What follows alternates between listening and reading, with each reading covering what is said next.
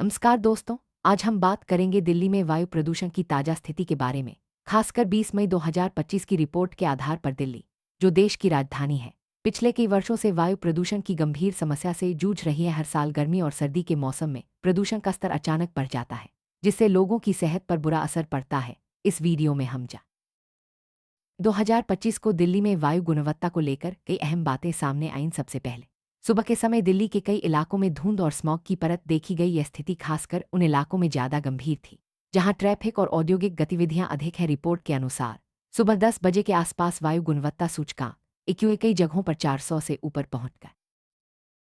QI यानी वायु गुणवत्ता सूचकांक एक ऐसा मापदंड है जिससे हम हवा में मौजूद प्रदूषकों की मात्रा को समझ सकते हैं। एक्यूआई जितना ज्यादा होता है, हवा उतनी ही ज्यादा प्रदूषित मानी जाती है। आमतौर पर 0-50 के बीच एक्यूआई को अच्छा, 51-100 को संतोषजनक, 101-200 को मध्यम, 201-300 को खराब, 301-400 को बहुत खराब और 20 मई की सुबह 10 बजे दिल्ली के कई इलाकों में वायु गुणवत्ता सूचकांक 400 के पार पहुंच गया। यह स्तर सांस लेने में तकलीफ, आंखों में जलन और गले में खराश जैसी समस्याएं पैदा कर सकता है, खासकर बच्चों, बुजुर्गों और पहले से बीमार लोगों के लिए यह स्थिति बेहद खतरनाक है। कई लोग मास्क पहनकर घर से बाहर निकले, जबकि कुछ ने घर के अंदर ही रहना बेहतर समझा।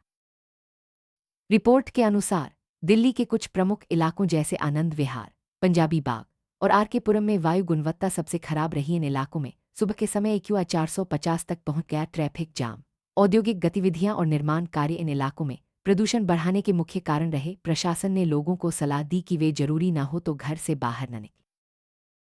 प्रदूषण के बढ़ते स्तर को देखकर दिल्ली की जनता में चिंता साफ नजर आई। कई लोगों ने सोशल मीडिया पर अपनी परेशानी साझा की और प्रशासन से सख्त कदम उठाने की मांग की। स्कूलों में बच्चों की उपस्थिति कम रही और कई दफ्तरों में वर्क फ्रॉम होम की सुविधा दी गई। लोग अपने अपने तरीके से प्रदूषण से बचने की कोशिश करते दिखे।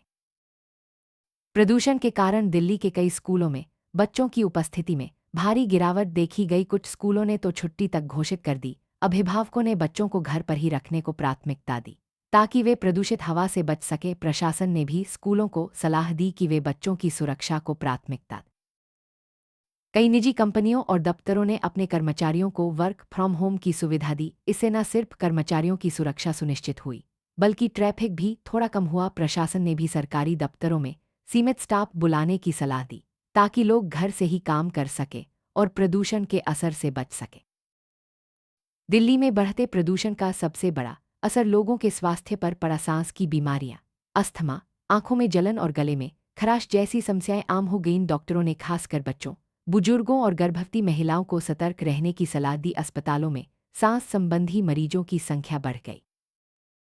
दिल्ली में वायु प्रदूषण के कई कारण हैं। इनमें सबसे बड़ा योगदान ट्रैफिक, औद्योगिक उत्सर्जन, निर्माण कार्य और आसपास के राज्यों में पराली जलाना है। गर्मी के मौसम में धूल और सूखी हवाएं भी प्रदूषण बढ़ाने में भूमिका निभाती है। प्रशासन समय समय पर इन कारणों को कम करने के लिए कदम उठाता है, लेकिन समस्या अभी भी गंभीर बनी हुई है। दिल्ली के आसपास के राज्यों में पराली जलाने की वजह से हर साल गर्मी और सर्दी में वायु प्रदूषण बढ़ जाता है। पराली जलाने से निकलने वाला धुआं दिल्ली की हवा में मिल जाता है, जिससे एक्यूआई तेजी से बढ़ता है। सरकार ने पराली जलाने पर रोक लगाने के लिए कई योजनाएं शुरू की हैं, लेकिन अभी भी यह समस्या पूरी तरह से खत्म नहीं हुई है। दिल्ली और उसके आसपास के औद्योगिक क्षेत्रों से निकलने वाला धुआं भी वायु प्रदूषण का बड़ा कारण है। फैक्ट्रियों से निकलने वाले हानिकारक गैसें और कण हवा में मिलकर एक्यूआई को बढ़ा देते हैं। सरकार ने कई बार फैक्ट्रियों को बंद करने या उनके उत्सर्जन को नियंत्रित करने के आदेश दिए हैं, लेकिन इसका असर सीमित ही रहा है। दिल्ली की सड़कों पर बढ़ते वाहन भी प्रदूषण के बड़े कारण हैं। पेट्रोल और डीजल से चलने वाले वाहनों से निकलने वाला धुआं हवा को जहरीला बना देता है। सरकार ने सीएनजी बसों और इलेक्ट्रिक वाहनों को बढ़ावा देने की कोशिश की है, लेकिन ट्रैफिक की भीड़ के कारण समस्या बनी हुई है। दिल्ली में लगातार चल रहे निर्माण कार्यों से भी हवा में धूल के कण बढ़ जाते हैं। ये कण सांस के जरिए शरीर में जाकर स्वास्थ्य को नुकसान पहुंचाते हैं। प्रशासन ने निर्माण स्थलों पर पानी छिड़काव और धूल को रोकने के लिए जाल लगाने जैसे उपाय किए हैं, लेकिन इनका असर सीमित है।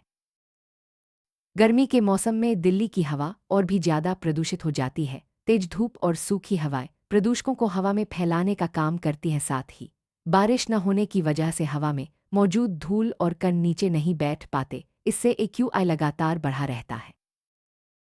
प्रदूषण के गंभीर स्तर को देखते हुए प्रशासन ने लोगों को सलाह दी है कि वे जरूरी ना हो तो घर से बाहर न निकलें, खासकर बच्चों, बुजुर्गों और बीमार लोगों को सतर्क रहने की हिदायत दी गई है। प्रशासन ने मास्क पहनने और घरों में एयर प्यूरीफायर का इस्तेमाल करने की भी सलाह दी है। लोगों ने प्रदूषण से बचने के लिए मास्क पहनना शुरू कर दिया है। बाजारों में N95 और अन्य हाई फिल्टर मास्क की मांग बढ़ गई है। इसके अलावा कई लोग अपने घरों में एयर प्यूरीफायर और पौधे लगा रहे हैं ताकि घर के अंदर की हवा साफ रह सके।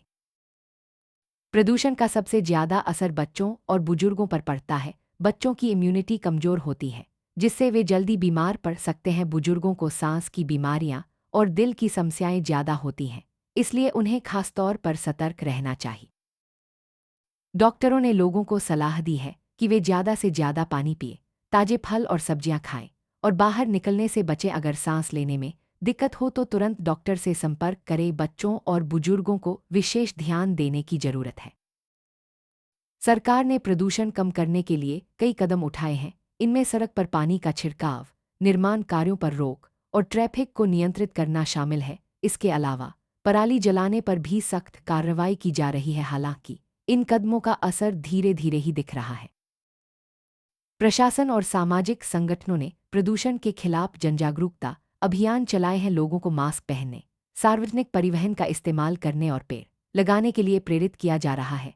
इन अभियानों का उद्देश्य लोगों को प्रदूषण के खतरे और उससे बचाव के तरीकों के बारे में जागरूक करना है। प्रदूषण कम करने के लिए सार्वजनिक परिवहन का इस्तेमाल बढ़ाना जरूरी है। मेट्रो, बस और साझा वाहनों का उपयोग करने से सड़कों पर वाहनों की संख्या कम होती है, जिससे प्रदूषण भी घटता है। सरकार ने मेट्रो और बस सेवाओं को और बेहतर बनाने के लिए कई योजनाएं शुरू की हैं।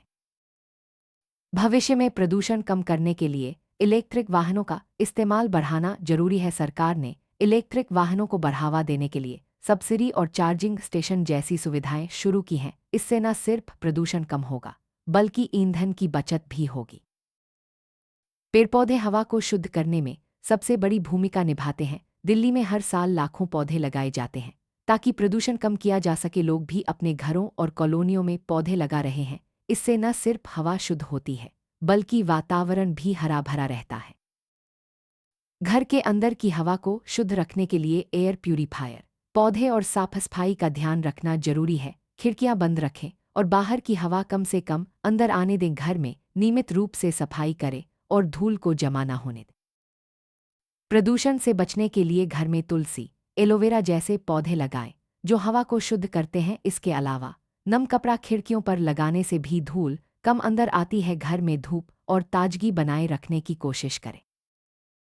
वैज्ञानिक और शोधकर्ता लगातार प्रदूषण कम करने के नए तरीके खोज रहे हैं। Air quality monitoring, smart city technology और ग्रीन बिल्डिंग जैसी तकनीकों का इस्तेमाल बढ़ रहा है। इससे भविष्य में प्रदूषण पर नियंत्रण पाने में मदद मिलेगी।